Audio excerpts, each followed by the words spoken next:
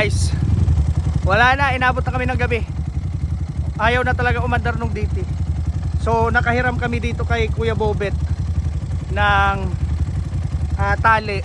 Shout out Kuya Bobet, follower daw ng Daddy Moto Adventure dito sa Ason River. Ayan na, tinalian na namin yung DT. Ayan, dihila na siya, hindi na siya ditulak. Alright mga papi, so bukas aayusin namin yan. Tignan namin kung ano naging problema. Ang suspetsa parang sa ignition or yung sa kill switch. So tignan natin kasi walang kuryente. So remedyohan natin. So far wala namang masyadong kaganapan na disgrasya, ganun. Nag-enjoy naman lahat, pero talaga sobrang hinog lahat.